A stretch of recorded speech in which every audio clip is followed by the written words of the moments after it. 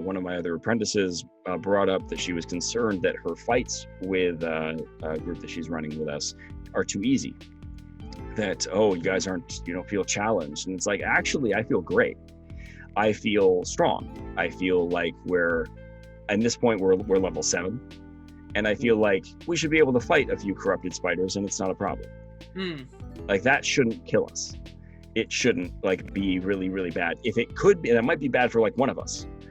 But that means that we need to have better tactics. We can still suffer if we have bad dice rolls and poor tactics. We can still get ambushed and have it be a hard time.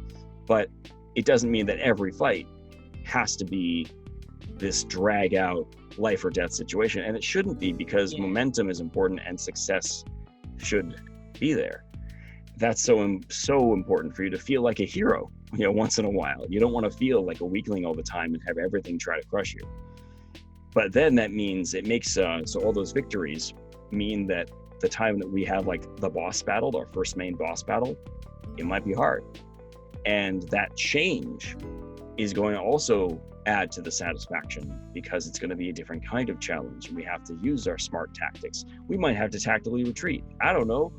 But you can have a sequence of skirmishes that can be, easy, medium, and we're burning our resources. That's fine. You can have a few easy encounters just to kind of test out how you're running encounters. That's fine. And it's important to have those, because it feels good to win sometimes. Yeah, well, and that's the ebb and flow of design, in that, sometimes we talk about the dynamic battles in isolation of each other. Yeah. When, as a designer, as an experienced designer, it's not the experience of the encounter, it's the experience of how the encounters relate to each other, So this is like the dynamic battles, what you said about understanding weapons and vulnerabilities. This is a world I want intelligence and knowledge gathering to be valued. And that's the best. One of my frustrations with 5th edition is basically, it's get a magic weapon. Now you'll always do the most. There's not a choice then. It's just when your DM decides to give you a magic weapon, now whereas now, one of the other things I've done session to session is, sometimes you'll get different rewards, and none of the rewards are really monetary. The monetary is there for role playing, but it's not like you're trying to save up gold to then buy something, It's you get a thing, everyone gets the same kind of thing, but you have a choice on what that thing is. Yeah. And now things like everyone has access to elemental spell gems. They can deal elemental damage. Are you guys gonna talk to each other about which elements you're gonna be taking? Are you gonna research monsters and then understand oh, I took a psychic one? Not a lot of people are vulnerable to it, but it deals consistent damage. Oh, I'm gonna take, my sister took poison, and poison damage didn't work on the construct, but it still made her attacks magical, so it had value in taking the gem, even though it was immune to that type.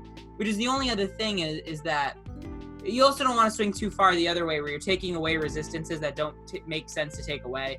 So zombies, you don't need to take away a disease immunity because it doesn't make sense for zombies to get disease, Yeah. But things like the really annoying ones I'm thinking of, things like magic resistance, things like a ridiculous armor class that you're never hitting, and sometimes it's just as balanced. I had in my encounter that I was talking about, Ian, with the Nimble Right, I had my phase 3 being that his AC gets lowered, and over the course of the fight I got to phase 3 and I'm like, dude, I can't lower this thing's AC or they're gonna mop the floor with it. Its AC is good at and that's one of the, but magic resistance makes sense for it to purge magic resistance to be lighter and move or whatever, That's what I was going to say, was that with the Lich, he has got so many prepared spells. You said, well, okay, so you take away most of them because you think you're only going to use these, but then maybe something comes up where it's it would be really good right here, Misty Step. Because they're all just ganging up on him, and it's well, I don't know. See, that I'll let you know. In the Blood in the Valley campaign, when we had an encounter between those 3 hags, I think the fight went well, but I didn't give all of them an escape tool at the beginning of the fight. I decided that one of the hags, the one that didn't have the escape tool, I decided to give her Misty Step as soon as I realized that she was down to 10 HP.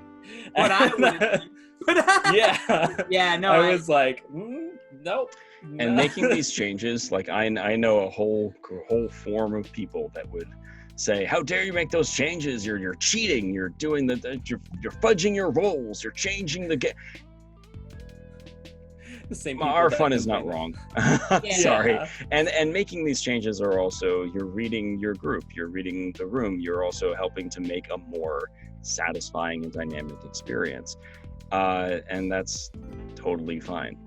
And it's not like, and it isn't the other end of this, which is, oh no, my NPC is gonna die. Well, I make up some strange excuse that they automatically get away. And it's right. There can be a better justification for Yeah. things that doesn't have to feel cheap. Yeah. Like that's Yeah. not where we're going with this. Thank you so much for listening to some of our podcast highlights. This podcast is part of the Darkmoor Podcast Network. If you want to support the content creators, feel free to visit our Patreon. And please, game responsibly.